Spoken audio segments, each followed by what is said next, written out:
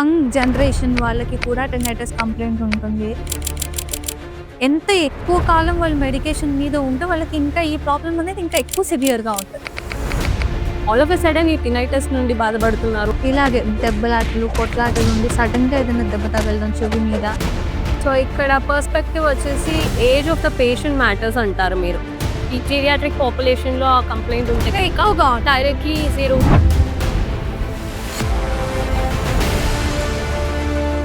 Welcome to care hearing clinics podcast. ఇవాళ మనతో ఉన్నది సత్యప్రకాష్‌ని గారు, chief audiologist and speech language pathologist in care hearing clinics KPHB.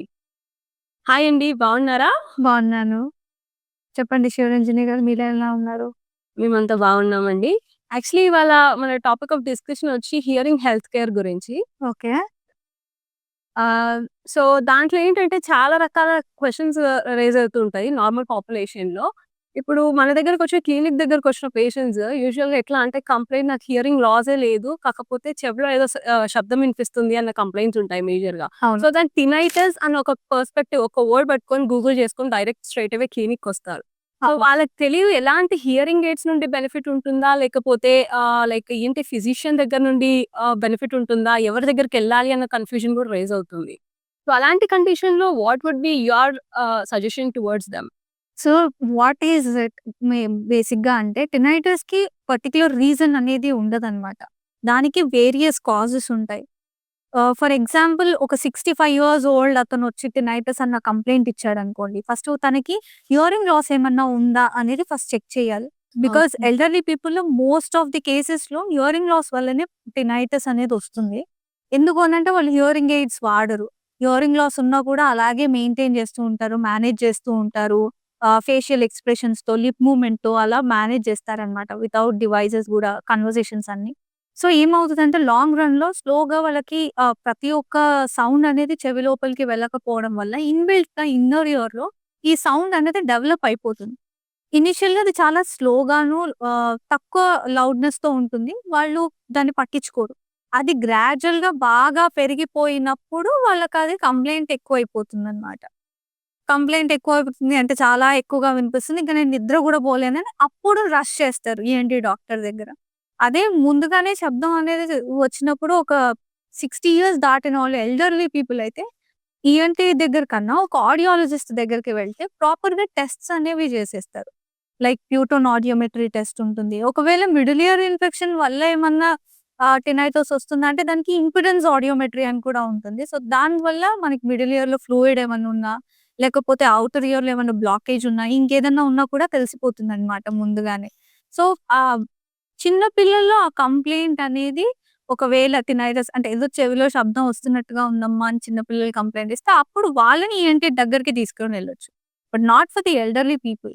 Like వాళ్ళు డైరెక్ట్‌గా ఆడియాలజిస్ట్ దగ్గరికి రావచ్చు. అంటిల్ అన్లెస్ వాళ్ళకి ఒకవేళ ఇయర్ డిశ్చార్జ్ అట్లాంటివేమన్నా కంప్లెయింట్స్ ఉన్నాయి అంటే ఈఎన్‌టీ దగ్గరికెళ్ళొచ్చు. ఓకే. సో ఇక్కడ పర్స్పెక్టివ్ వచ్చేసి age of the patient matters అంటారు మీరు. ఈ పీడియాట్రిక్ పాపులేషన్‌లో ఆ కంప్లెయింట్ ఉంటే ఎక్కువగా డైరెక్ట్‌లీ మీరు ఆడియాలజిస్ట్‌ని కన్సల్ట్ అయితే సరిపోతుంది అని. యెస్. యెస్. ఎందుకంటే ఏజింగ్ వల్ల కామన్‌గా హియరింగ్ లాస్ అనేది వస్తుంది. దిస్ క్వైట్ కామన్ అండ్ నార్మల్‌గా. కాకపోతే కొంతమంది ఏంటంటే డయాబెటిక్స్ ఉంటారు. హై బ్లడ్ ప్రెషర్ ఉంటుంది. ఇట్లా డిఫరెంట్ టైప్స్ ఆఫ్ ప్రాబ్లమ్స్‌కి వాళ్ళు మెడికేషన్స్‌తో ఉంటారనమాట. ఎంత ఎక్కువ కాలం వాళ్ళు మెడికేషన్ మీద ఉంటే వాళ్ళకి ఇంకా ఈ ప్రాబ్లమ్ అనేది ఇంకా ఎక్కువ సివియర్‌గా ఉంటది. ఓకే. సో వాళ్ళకి టినైటిస్ అనే కంప్లెయింట్ ఎక్కువగా ఉంటదనమాట. అందులో స్పెసిఫికేషన్ ఏమైనా ఉంటుందా మ్యామ్? లైక్ డయాబెటిస్ మెలిటస్‌లో మనకి టైప్ 1, టైప్ 2 డయాబెటిస్ ఉంది. అట్లా ఏమి ఉండదు. వాళ్ళు మెడిసిన్స్ కంపల్సరీ వాడతారు. కాకపోతే కొంతమంది ఇన్సులిన్ వాడే వాళ్ళలో కొంచెం ఎక్కువగా ఉంటుందంటారు comparatively. Who are those who are on meds and insulin compare చేస్తే. Other than that young generation వాళ్ళకి కూడా టెనైటిస్ కంప్లెయింట్ ఉంటుంది. లైక్ వాళ్ళలో ఎందుకు ఉంటది అనంటే చెప్పలేము. ఎగ్జాక్ట్‌గా రీజన్ అనేది చెప్పొచ్చు. It could be middle ear infection, sinus ఉండుండొచ్చు, యూస్టేషన్ ట్యూబ్ బ్లాకేజెస్ ఉండొచ్చు, ఇయర్ డిశ్చార్జ్ అవుతుండొచ్చు. లేదా స్విమ్మింగ్ చేసే అలవాటు బాగా ఎక్కువగా ఉండొచ్చు. లౌడర్ మ్యూజిక్ ఎంజాయ్ చేస్తూ ఉండొచ్చు. పబ్స్‌లో అట్లా లౌడర్ వాల్యూమ్‌లో ఇయర్ పాడ్స్‌లో మ్యూజిక్ ఎంజాయ్ చేస్తుండొచ్చు. ఇంకా యాక్సిడెంట్ కేసెస్ లేదంటే ఇలాగే దెబ్బలాటలు, కొట్లాటల నుండి సడెన్‌గా ఏదైనా దెబ్బ తగలడం చెవి మీద. ఇలాంటి వాటిలో కూడా ఎక్కువగా మనం ఈ టినైటిస్ చూస్తూ ఉంటాం అన్నమాట.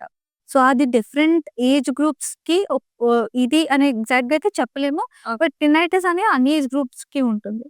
ఎల్డర్స్‌లో అయితే main reason will be hearing loss. Okay. అంటే మనం ఒక రకంగా దీన్ని ఏ ఇయర్ డిశ్చార్జ్ లేదు. చిన్న వయసులో నుండి గాని, లేకపోతే ఏ ఇన్ఫెక్షన్‌కి ప్రోన్ అవ్వలే. ఇప్పటివరకు చెవికి సంబంధించిన ప్రాబ్లమ్సే మాకు లేదు అన్న కంప్లెయింట్ ఉన్న patients all of a sudden ఈ టినైటిస్ నుండి బాధపడుతున్నారు అని అనుకుంటే మనం ఆడియాలజిస్ట్‌కి డైరెక్ట్‌గా రిఫర్ చేయొచ్చంటారు. అంతేనా? అవునండి. చేయొచ్చు. Okay. Okay. Nice. Thank you అండి. చాలా వాల్యుబుల్ ఇన్ఫర్మేషన్ చెప్పారు ఇవాళ. Yeah! Thank you. Book a free consultation. Call on this number at Care Hearing Clinics.